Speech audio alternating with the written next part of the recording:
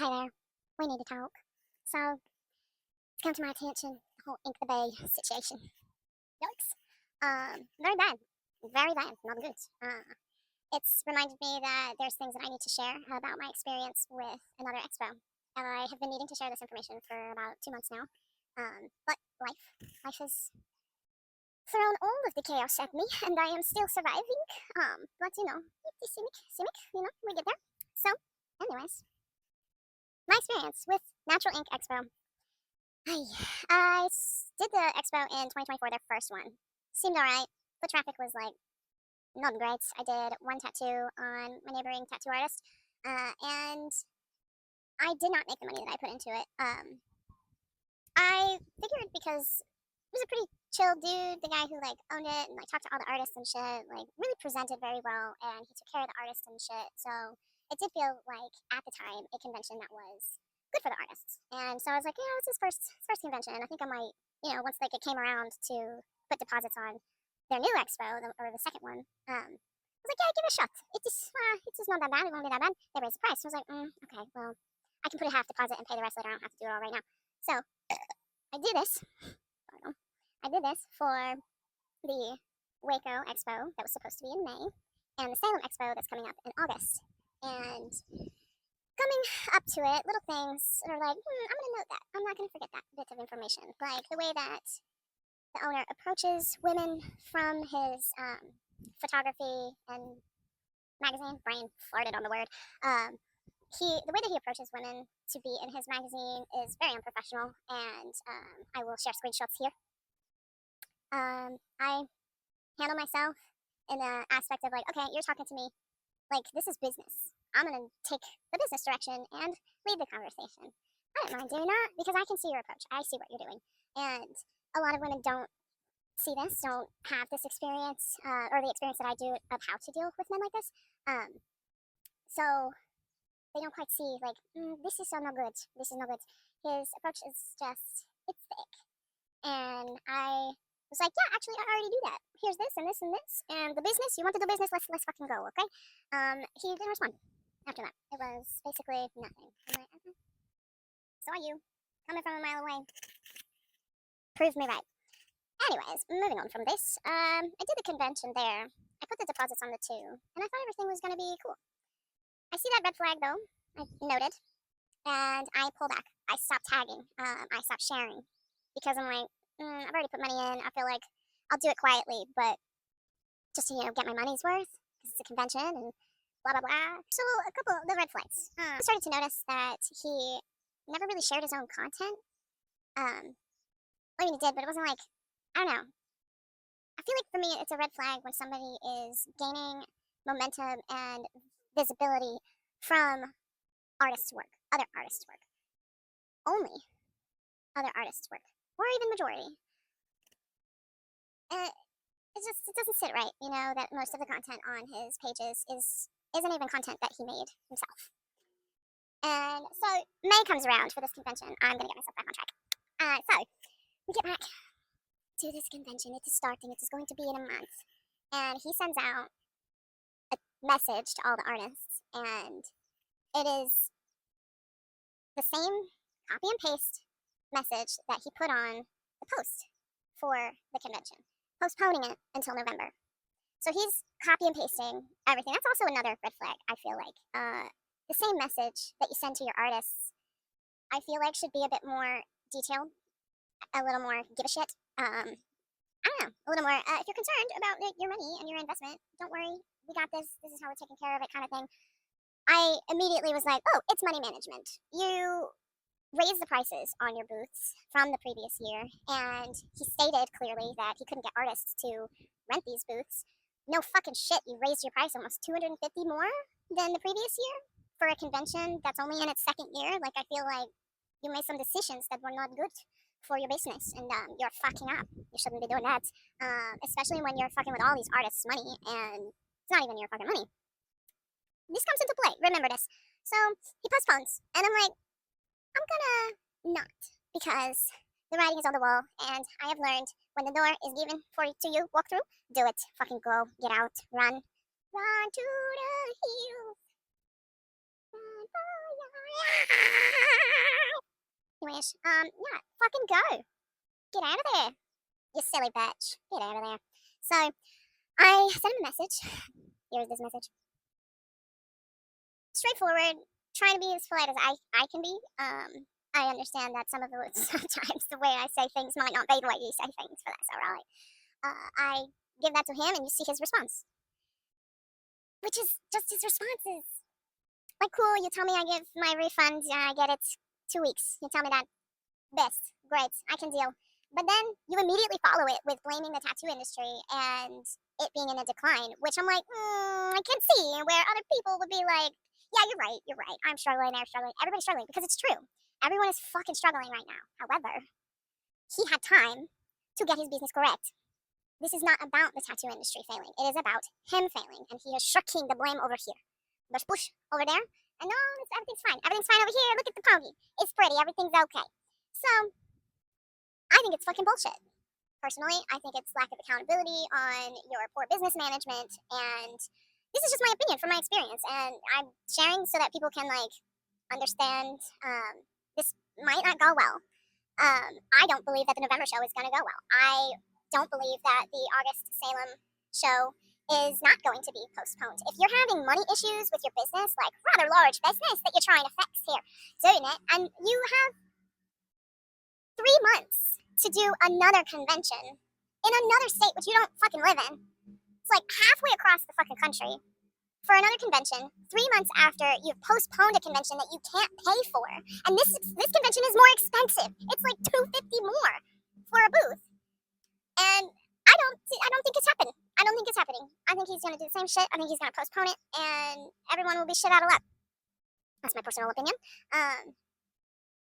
From the way the cookie crumbles, you know? It's just, if you've been in this shit before, you see it coming, you know? And so, to the money, to the point of the game.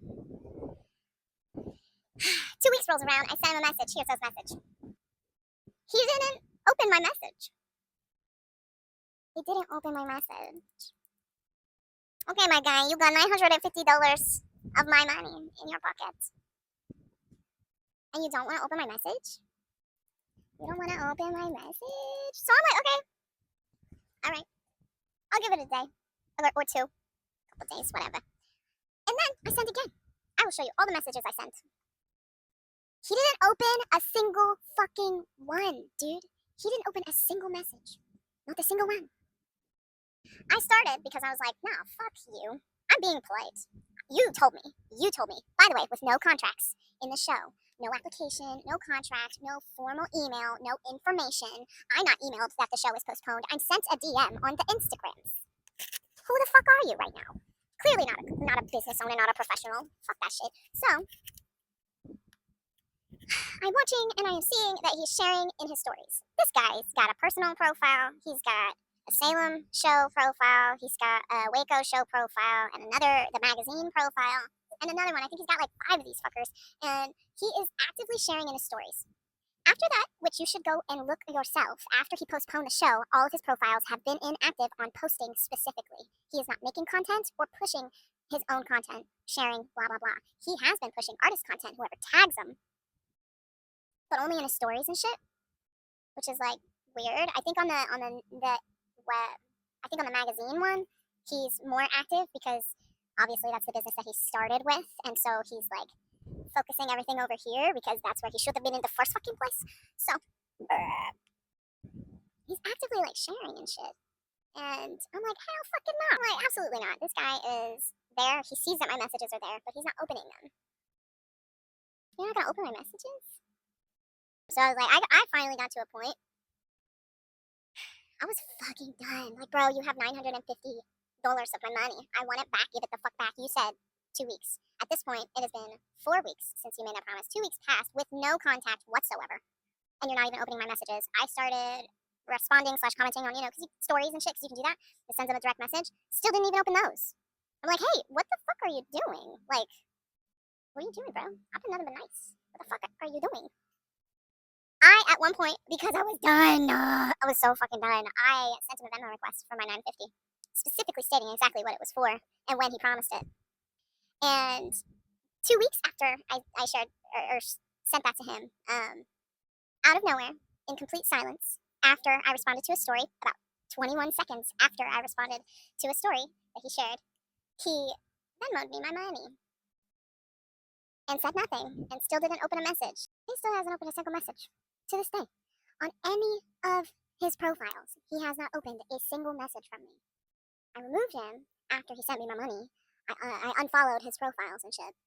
And still have heard nothing. And I keep an eye on it. Like, none of those profiles have actually been sharing anything since that happened. I don't know if he's dealing with this with other people, which makes sense. Makes perfect fucking sense. You're fucking me over, you're fucking them over too. So, yeah. From here forward, I would say be careful. I didn't have a good experience with the show.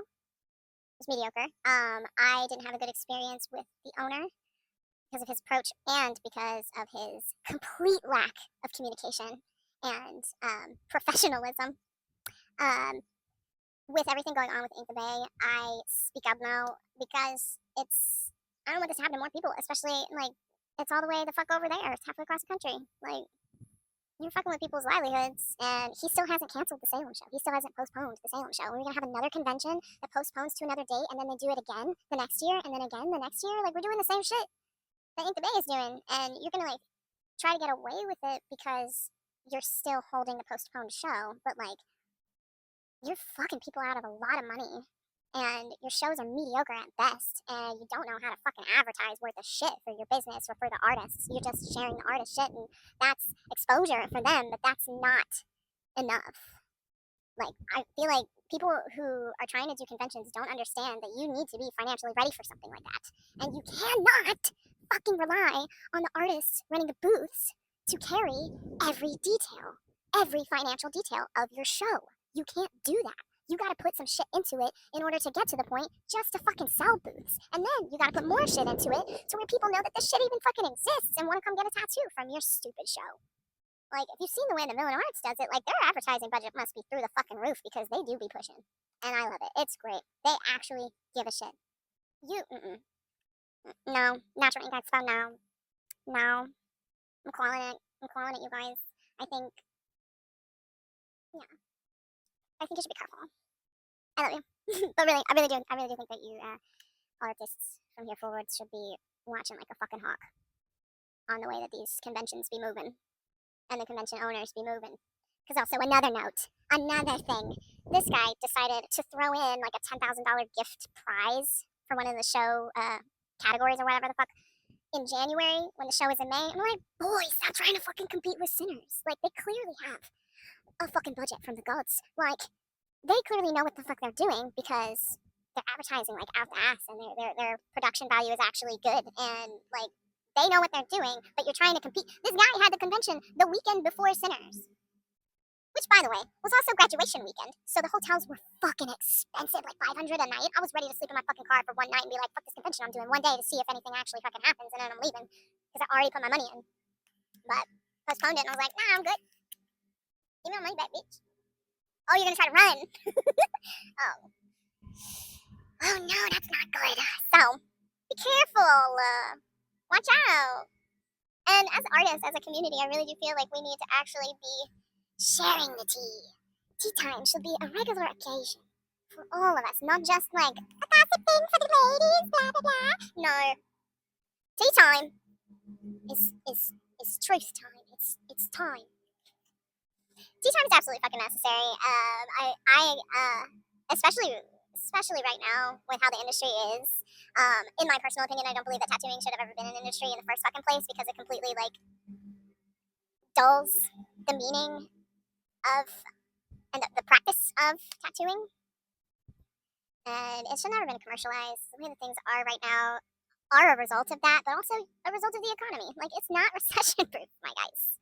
It's not recession proof. People are quitting left and right, and people are struggling with everything because this is not how it was meant to be. It's not sustainable to do it this way.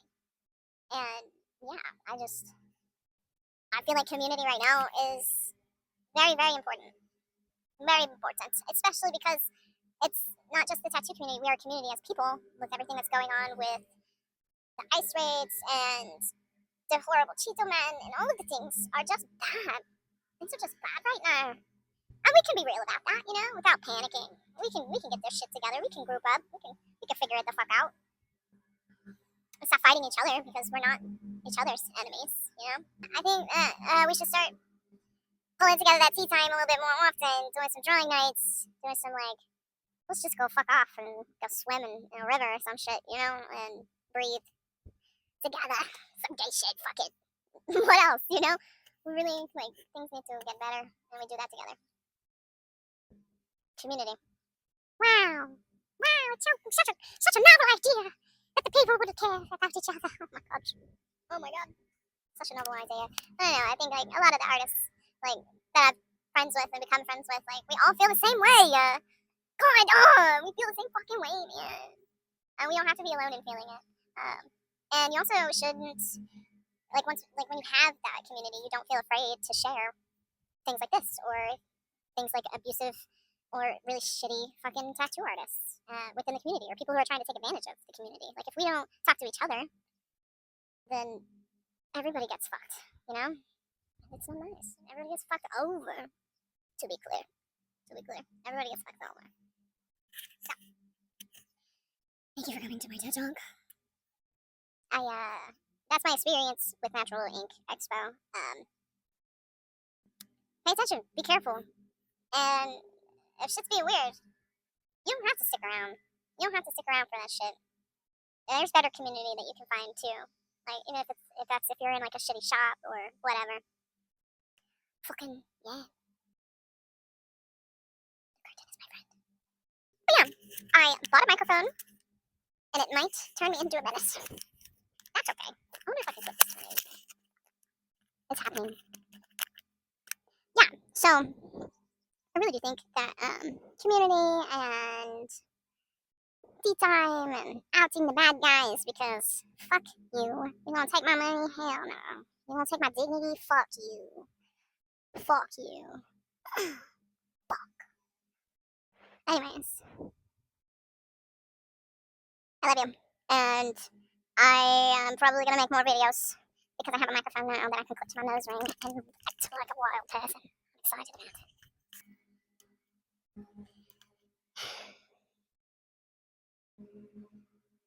Okay, well, I love you, and I hope that you have a better day, an excellent day, and, fuck them hoes. Love you.